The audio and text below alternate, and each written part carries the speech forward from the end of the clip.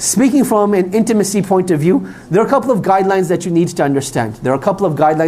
understand. And this is from both perspectives. So first, let us talk about what is halal and what is haram. The general script, the general point, the general rule when it comes to intimacy is that everything is halal until proven haram. Everything is halal until proven haram. And then you look into the Sharia, what are the things that Allah subhanahu wa ta'ala has prohibited? What are the things that Allah subhanahu wa ta'ala has prohibited? And you have four things that Allah subhanahu wa ta'ala has clearly prohibited. Four things that Allah subhanahu wa ta'ala has clearly prohibited. Number one is that Allah subhanahu wa ta'ala has prohibited intimacy through the anus. Allah subhanahu wa ta'ala has prohibited intimacy through the anus. Number two is that Allah subhanahu wa ta'ala has prohibited intimacy when a woman is in her menstrual cycle. When a woman is in her menstrual cycle, and this takes the same ruling when she has postpartum bleeding, meaning after she has a child, during that time it is not permissible to be physically intimate with her at that time as well. The third thing that is prohibited in Islam is for one to be, use that which is filthy, to use that which is disliked. Now, we'll get to this concept later on, bi'idhnillahi ta'ala, but just understand the general rule. Because over here, Islam didn't come to give specifics, but Islam just gave general guidelines. And then the fourth principle, and the fourth rule you should know when it comes to intimacy, is that Islam prohibits people being wasteful. Islam prohibits people being wasteful. Now, a lot of the uncles and aunties, they may be thinking, what on earth is going on over here? I'm going to explain briefly, and in as clean of a way as I possibly can, bi'idhnillahi ta'ala. So the general guidelines is that everything is halal until proven haram, and those are the four things that Allah subhanahu wa ta'ala has prohibited. So the first thing we mentioned is that Allah subhanahu wa ta'ala, He has made intimacy through the anus clearly haram. And in fact, this is something that there's consensus on, that there's no disagreement upon, that this is prohibited. This is prohibited and is not allowed. And the same thing applies to the second one as well, that during menstruation and during postpartum bleeding, it is not permissible to have marital relations at that time. And I want to make that very clear, that a husband and wife, they can be intimate in the sense that they can hold hands, they can kiss one another, they can enjoy one another in every single way, except for having marital relations. Except for having marital relations. That is what applies to the first two. They can enjoy one another in every way, except for having marital relations at that time. Then number three, we said, a person should not be filthy. A person should not be filthy.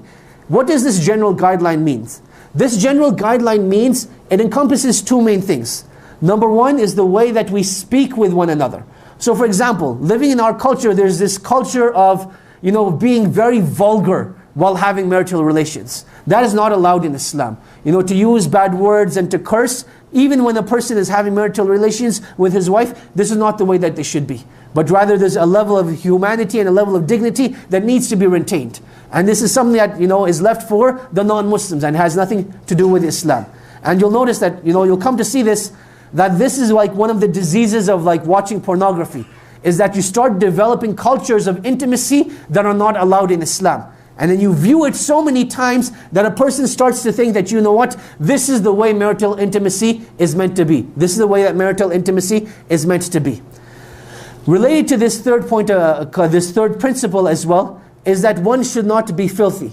So you will notice that again in Western culture, they'll use a whole bunch of products that are not, for the lack of better words, hygienic. They're things that are not hygienic. I'm not going to educate you about them if you don't know what they are. If you know what they are, seek refuge from Allah that you never find someone who wants these sort of things. So those are the sort of things you have to avoid.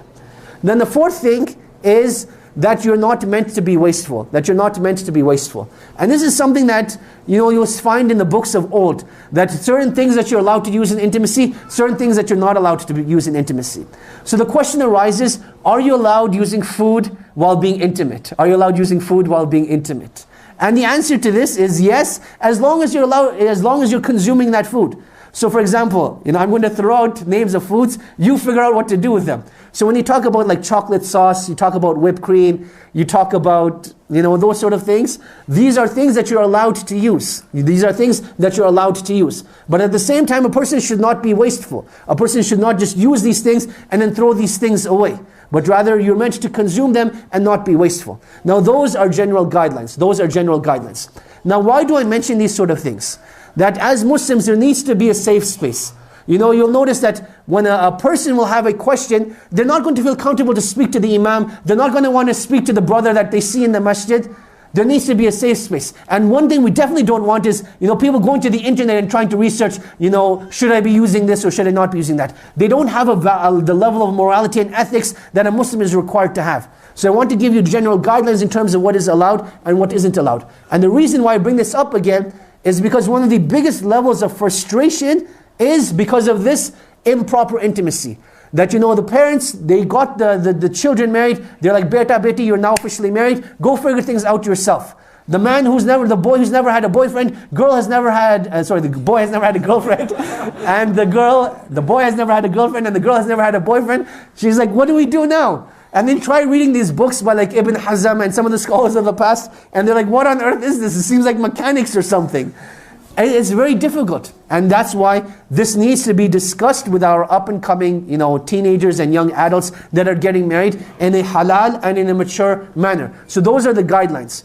Now, in terms of actual intimacy itself, I want to explain the difference between intimacy between a man and a woman. From a man, if we understand what we said about him, he is very goal-oriented, right? He's very goal-oriented, whereas a woman is very experience-oriented. So for a man, it's about doing the task and finishing the task, and that is what will give him the greatest amount of pleasure, and he will be done. Whereas for a woman's perspective, it's not about completion, but rather it's about the experience itself. And this is what I want to share, a very important difference over here.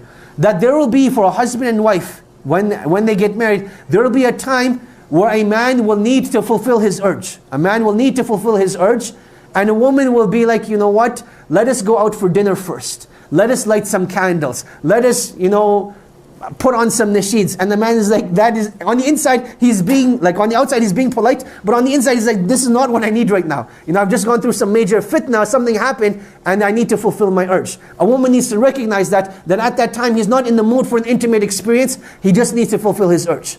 At the same time, from a man's perspective, he cannot be greedy and selfish and think that this is the way intimacy is always going to be. There's a time to take, but there's also a time to give. So from time to time, yes, you will have to fulfill your urges, but at the same time, you'll want to make sure that you're giving back to your spouse as well. You'll want to make sure that you're giving back to your spouse as well. And this is something that you will learn to discuss with one another, experience with one another, and grow with one another. And I cannot emphasize enough the importance of communicating over here. That a lot of times, a husband and wife, they'll be having problems in their intimacy, but they're like, what? It's going to stay in the dark. We're not going to discuss it. We're not going to do anything about it. We'll just continue living as it is. But a breaking point eventually comes, and nothing gets solved, and the relationship eventually breaks down. So it's very important that a husband and wife, they agree amongst themselves that, what?